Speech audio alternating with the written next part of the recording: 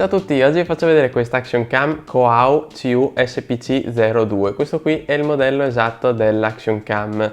Non fateci caso al mio mento, ne ho combinato uno delle mie, ma vi farò vedere il tutto con un video dedicato con anche una recensione di un qualcosa, quindi ne ho combinata una, ma tranquilli, non è successo praticamente nulla. Allora, questa Action Cam me l'avete consigliata voi perché me l'avete scritto in privato nei vari commenti sotto l'Action Cam. Mai provato queste Coao? Beh, casualmente proprio qualche mesetto fa mi contatta direttamente il produttore e mi dice di provare questa telecamera. Quindi io l'ho provata in questi giorni e vi dico un po' le mie impressioni. Guardando su Amazon è una delle Action Cam più vendute. Però vi anticipo già che è la solita Action Cam, però con qualche chicca interessante come il microfono in dotazione, anzi direi mega microfono, perché ha un supporto del microfono enorme. Come dotazione di accessori siamo veramente al top, perché troviamo svariati attacchi indispensabili per riprendere in qualsiasi momento, dal manubrio della bici, le classiche placchette che vanno attaccate sul casco, la custode impermeabile che arriva fino a 40 metri di profondità, telecomando per controllare la distanza con addirittura una batteria tampone aggiuntiva, funziona immediatamente senza effettuare alcun pairing, ma ovviamente vi ricordo che il telecomando non funziona se la telecamera è spenta, quindi non si riuscirà ad accenderla o comunque a comandarla in qualsiasi modo perché funziona solo a telecamera accesa. Insomma, non funziona come il telecomando di GoPro, per intenderci. Poi abbiamo la doppia batteria e anche il microfono esterno che non ha l'attacco jack ma ha l'attacco direttamente micro USB che va attaccato nella porta qui dove va anche ricaricata l'Action Cam, quindi o una o l'altra. Poi c'è anche il cavettino di ricarica. Diciamo che l'Action Cam nuda e cruda è leggerissima, o meglio con la batteria integrata 68 grammi. E le dimensioni sono molto contenute. Io che sono abituato alla mia GoPro Hero 9 non c'è assolutamente paragone, questa qui è di una comodità assurda, così compatta. Ci sono sempre i soliti comandi a disposizione, comandi direzionali qui a lato, tasto di scatto o avvio registrazione e tasto accensione qui davanti.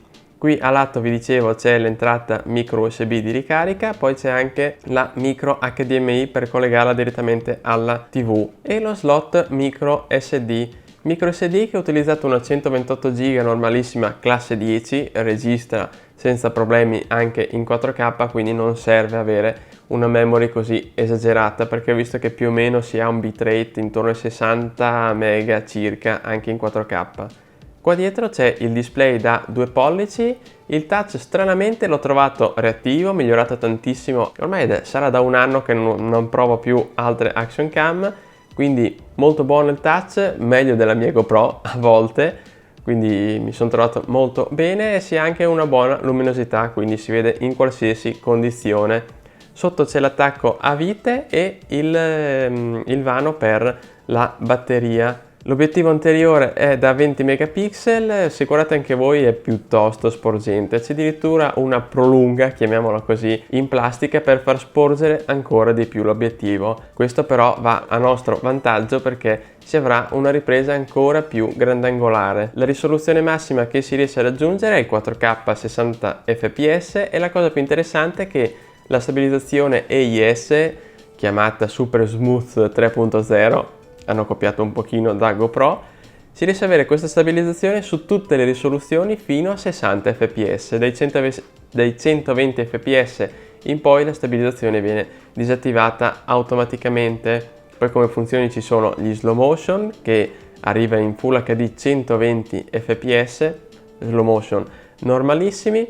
Poi ci sono i time lapse che si possono anche registrare collegando un power bank, quindi anche se sotto carica riesce a registrare. Poi ci sono anche i fast motion, si può regolare l'angolo di registrazione, correggere o meno la distorsione lente, ma questo va a disabilitare la stabilizzazione, quindi vedete voi se attivare la stabilizzazione o rimuovere la distorsione lente. Ci sono vari effetti video e anche la possibilità di utilizzarla in modalità di guida, la chiama così, una sorta di dashcam. Quando riceve la corrente la telecamera si accende. automaticamente e inizia a registrare. Le modalità di scatto, come dicevo prima, l'obiettivo è da 20 megapixel, quindi si avranno scatti da 20 megapixel, ci sono gli scatti continui, autoscatti, foto time lapse e, udite udite, foto a lunga esposizione. Per le foto, per esempio in notturna, quest'ultima opzione solitamente non è presente sulle action cam economiche e non è assolutamente male. Grosso punto a favore. Menu molto intuitivo, semplice e design non così ricercato, però dai, direi che menu molto funzionale e semplice. Presente il collegamento wifi con lo smartphone, basta scaricare l'applicazione sul telefono iSmart DV, è presente sia su Play Store che App Store, e per collegarsi all'action cam vi ricordo che si dovrà inserire la password che va dal numero 1 al numero 0. Una volta collegato dall'applicazione si possono vedere i contenuti all'interno oppure modificare tutte le varie opzioni di registrazione. Applicazione scarna, sempliciotta, però io sinceramente l'ho utilizzata una o due volte per scaricare al volo qualche foto, ma per i video preferisco sempre passare dal computer. Il produttore afferma che questo obiettivo da 20 pixel supporta nativamente il 4K 60 fps, anche se sinceramente non credo proprio, perché con la stabilizzazione attiva 4K 60 fps vedete anche voi che la qualità cala drasticamente, e se confrontate un video tra il Full HD e il 4K 60 fps più o meno direi che la qualità è la medesima, quindi se volete avere un pochino di frame in più vi consiglio di registrare a 60 fps ma in Full HD. Invece se si passa in 4K a 30 fps la qualità video cambia completamente. Sì, il video è stabilizzato, la stabilità è abbastanza buona, ma vedete anche voi che è nettamente migliore. Confrontando proprio side by side il video con la mia GoPro Hero 9, la qualità direi che non è affatto male. Ovvio che confrontarla con la Hero 9 che costa 4 volte tanto non ha così senso, ma almeno per farvi vedere la qualità effettiva di questa telecamera. Come vi dicevo, la stabilizzazione è buona, leggermente un po' più scattosa rispetto a GoPro, però non è male. Direi che action cam a 100 euro con questa stabilità ce ne sono molto poche. Poi sinceramente le altre risoluzioni io ho sempre usato 4K a 30 fps, 4K a 60 fps per provarle, e poi ho utilizzato sempre il Full HD 60 fps. Per il slow motion Full HD 120 fps, però la qualità non è buona, più si aumentano gli fps e la qualità perde un pochino, però per avere un pochino di slow motion non è male.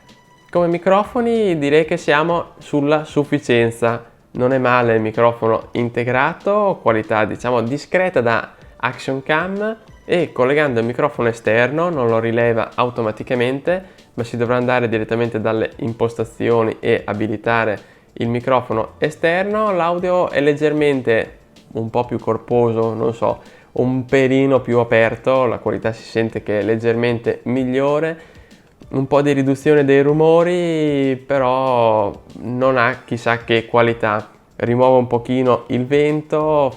Microfono esterno sì, utile, diciamo per motovlog vi mettete il microfono sotto al casco e la qualità è assolutamente migliore, però vi ricordo che l'action cam non potrà essere inserita nella sua custodia ermetica perché altrimenti non riuscirete a collegare il cavo. Intanto sto registrando in 4K a 30 fps, così sono fermo in presenza di zero vento. Questo è l'audio dell'action cam. Proviamo a collegare il microfono. Microfono collegato, questo qui è l'audio con il microfono qua sotto. Come si sente? Si sente meglio? Così? Sinceramente non ho ancora provato. Quindi adesso vado al computer e sento la differenza, se vale la pena avere un microfono esterno o meno. Come formato supporta solamente, per quanto riguarda la memory card, formato FAT32, quindi ogni 4 GB spezzerà il file, come fa GoPro insomma. Più o meno in 2 minuti circa di registrazione in 4K a 30 fps si avranno registrazioni dal peso di 1 giga, quindi vedete voi quale memory card acquistare. E come durata la batteria? Per fortuna abbiamo 2 batterie, non ho detto per fortuna perché durano poco, ma perché in realtà mi hanno soddisfatto, quindi si riuscirà a effettuare delle belle registrazioni. 4K 30 fps si arriva a quasi un'ora di registrazione e invece in Full HD si supera più o meno l'ora e 10 quasi. Si arriva più o meno in un'ora e 10 di registrazione. Direi che possiamo arrivare alle conclusioni. Questa telecamera viene venduta a 110 euro direttamente su Amazon. Proprio in questo momento ho controllato, ma solitamente si può trovare scontata. Cerco anche di farmi mandare uno sconto direttamente del produttore, si trova sui 99 euro e a 99 euro ha assolutamente senso, perché se la confrontate con la GoPro Hero 9 che non avete nemmeno un accessorio, una Hero 9 al momento costa 400 euro. Qui ci sono un sacco di accessori, vi ricordo la doppia batteria, il telecomando, il microfono aggiuntivo, seppur di qualità economica, ma almeno lo supporta e si ha quel piccolo step in più. Vi ricordo che su GoPro, che se volete avere un microfono aggiuntivo dovete acquistare il supportino, l'adattatore da 60 euro mi sembra, più il microfono, quindi qui avete tutto in uno. Ma sinceramente, se gli accessori non vi interessano, vi consiglio di guardare per esempio una GoPro Hero 7 Silver, costa su 200 euro, ma ancora meglio una GoPro Hero 5, sbagliato. Altrimenti vi consiglio ancora meglio una GoPro Hero 5 di seconda mano. A mio parere rimane una delle action cam migliori, almeno dell'epoca. Poi più o meno dalla 5 in poi non è cambiato così tanto. Una Hero 5 usata secondo me in buone condizioni si trova sui 100 euro. Quindi valutate voi cosa preferite. Questa qui è bella perché ha tutto in uno, e se nel kit ci inserivano anche la valigetta porta accessori era proprio la ciliegina sulla torta. Per qualsiasi altra informazione contattatemi pure e alla prossima su YouWinBlog.